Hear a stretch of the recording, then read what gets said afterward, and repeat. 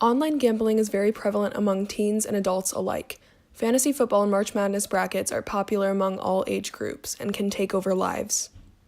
Sitting down to watch a game is an American pastime, but betting on one is one of its most controversial debates. As pro leagues have been rocked by match-fixing scandals, the arrival of an online frontier in daily fantasy sports, and the contentious debate over gambling's place in the world of sports. Gambling, police admit it's happening across the Austin area, attracting drugs and violence. Whether you're for it or against it, gambling is against the law in Texas, and our undercover cameras caught it happening right here at home, leading KXAN investigator Brian Collister to discover there is really not much law enforcement can do to stop it. In online gambling, many people will put money into a pot hoping to win some back. Some of the time, it works out in their favor. But other times, people will lose a whole lot. Since many online gambling organizations do everything under the table, they're able to steal money from the consumer. Many people walk out holding a lot less money than they had before.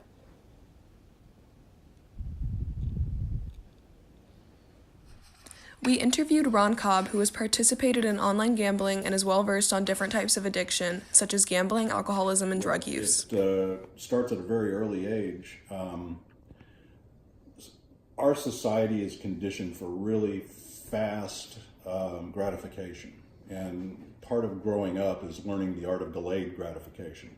Kids don't get a lot of that. And it starts with places like Chuck E. Cheese or forget the name of some of the other joints out there. Main Event, I mean, for younger kids, they've got, the flashing lights, the sounds, the noise, the instant gratification. Oh yeah, if anything, kids probably are earlier to exhibit addictive behavior than adults are because they don't have the coping mechanism. All they know is that was pleasing and that was gratifying.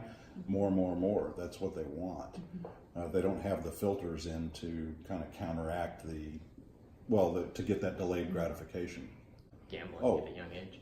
Well, you need to raise parental awareness about pretty much anything nowadays. I think by and large it's mostly harmless. I really do. There's only a subset of the population that's really going to succumb to, and it could just be the wiring in the brain, the chemistry of the body, or something like that. That there's only certain people where it's going to be a damaging kind of experience. Now, parental control over any element. I mean, I just balk at even giving like a 4-year-old an iPad. That bothers me a little bit. They're getting a lot of input and a lot of stimulation without any human interaction there. So I think that's a big problem with society, is that the parents just aren't as engaged as they should be with their kids. You're pumping coins into a machine, getting tickets, and then you go get a little trinket for it. So it's almost like it's being cultivated for them to ultimately land in a casino playing slot machines, something along those lines. So, even the advertising that kids see, it's all very quick, very fast, very flashy, and it's that whole instant gratification thing. You'll feel better quickly, and that's a naturally appealing thing. Again, it goes back to the human condition. People want to feel better than they feel usually, and that's one way of achieving that. So, in one sense, the Chuck E. Cheese franchises and places like that in life, they're essentially cultivating a generation of future addicts or future gamblers. Yes, I have. How did you participate and how much money did you spend? Well, occasionally I would make bets with friends and coworkers just about the outcome of a specific game, like a Cowboys game or something like that. I also played fantasy football, where we had a league and you would pay money up front at the beginning of the season, and then the end of the season, the top 3 players would net from the pool. So that's legal in Texas because you're not collecting any overhead. You're not paying to gamble. Everybody's contributing to the pot, so that you can get away with that. I've never done any of the 1 week fantasy leagues that are out there now. There's some big money going out for that, but just a little $25 fantasy football leagues. That's about all I've done with that. And then betting on the occasional game like the Super Bowl, Patriots will win by 5, and then you got the line on that. How do you connect online gambling to casino gambling? Well, the dynamic is the same in terms of you still get the rush of winning and the crush of losing. That's still part of it. The interesting thing about online gambling is that it's anonymous. You don't see the other players. I play poker online. You don't see the other players. You just see their avatars. So there's you lose a little bit of the human interaction that you would at a regular casino table, which I've also done. I've done blackjack and poker at casinos. I don't do the slot machines or those kinds of things. That's just boring, and you're just dumping money away. At least with poker and some of the other games, you got a chance. You have to be a pretty good player to consistently win, but your odds are better. What other questions?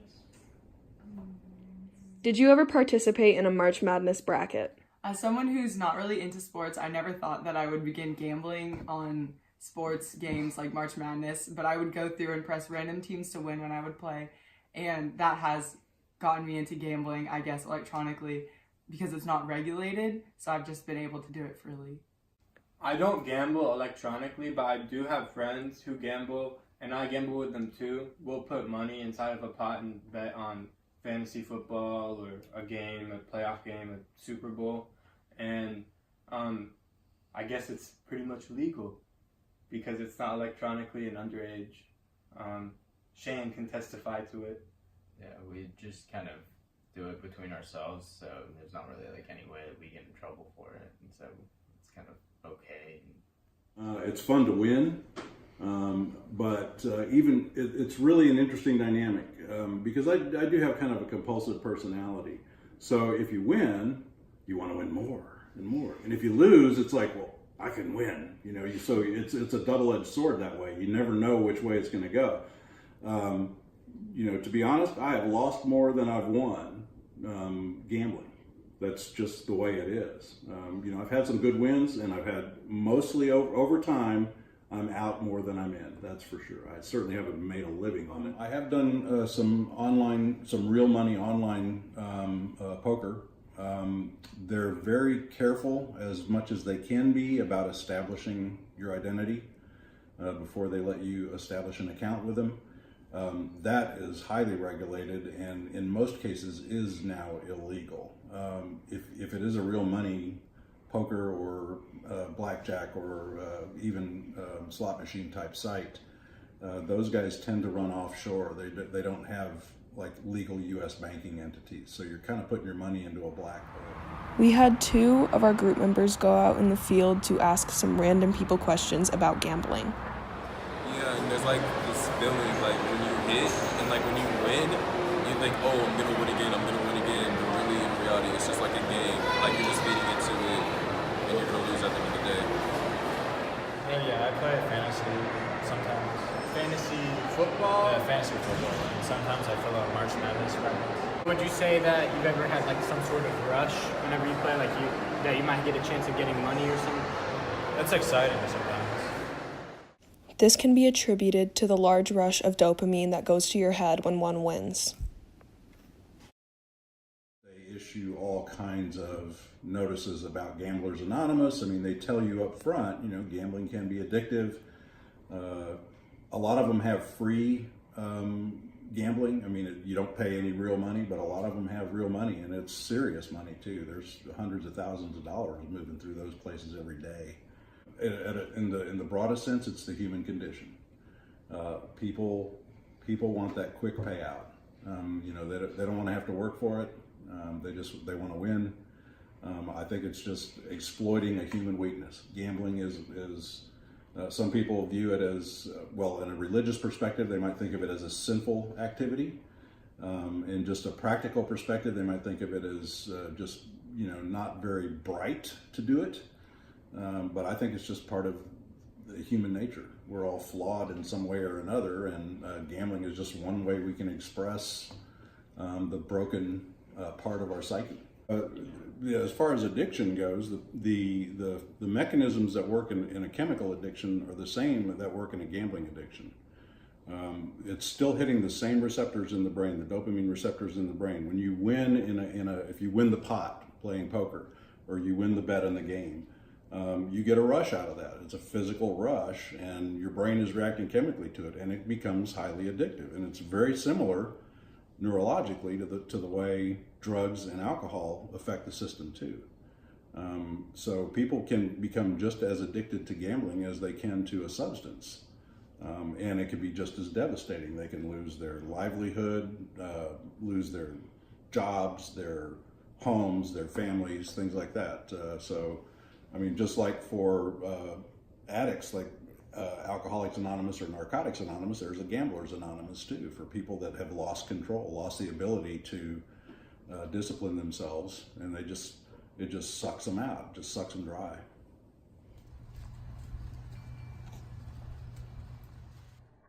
Occasionally, people will leave a gambling situation with a lot more money than what they came in with. However, this is often not the case, and more people will end up losing money than gaining money. Yes, I have. I've worked with several categories of addicts over the years, and think Overeaters Anonymous, Sex Addicts Anonymous, Alcoholics Anonymous, Narcotics Anonymous, Gamblers Anonymous. Those kinds of addictions, and it really is interesting how it all hits the same area of the brain.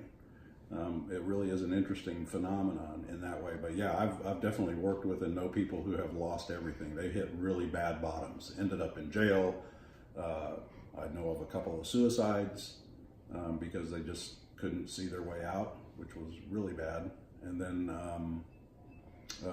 then there's people that stay in those programs and they make it. They can, with the help of others that have gone through the same thing and understand the dynamic, they can go in and arrest that behavior, but they always run the risk of turning right back into it if they're not real careful and very diligent about working that program. As displayed by the many interviews that we have shown in this documentary, gambling clearly has more downsides than upsides, and one can lose all of their livelihood and earnings through gambling. I wouldn't say addicted, but it's kind of like become a tradition to do it every year, and a lot of times you do it in the same leagues, or like you end up doing like multiple leagues as like your like kind of friend group like increases. And I think though that like the fact that we gamble sort of at such a young age can make us eventually become addicted to it, or like some of our friends when they get older, because the people who are addicted are people who go like to casinos and like they actually are old enough to bet online, because you have to be a certain age to be able to do that. So I feel like people could get addicted if they had the opportunity to be able to, but we can't. So, but I feel like there's a problem in starting at such a young age, because we don't understand that, as it progresses, it changes from betting $5, everybody putting in $5, it changes from that to, people lose their like houses because they lose so much money gambling. So many teenagers our age will put their money in a pot with some friends in order to gamble on sports or something other than that. And since they're able to put a limit on it, it's a little bit more reasonable and it doesn't cause an addiction. Where gambling becomes an issue is when you keep going and you keep putting more money in the pot because you feel like you should in order to win back more, but then that turns into a spiral, which can turn into an addiction. A common misconception is that gambling is just an activity, but really it acts as a drug. A huge reason it becomes an addiction is because many people lose money. They then continue to keep gambling until they can compensate for it.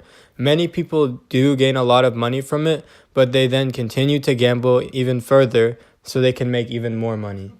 In conclusion, with the facts in mind and the numerous examples shown, it is evident that premature gambling behind the scenes often leads to addictive behaviors that can easily take over one's life. The best solution to this growing issue is to reinforce laws and age limits on gambling all across the nation. Online gambling should create stricter regulations to ensure the safety and reinforce legal aspects in order to protect the consumer, especially minors and impressionable youth.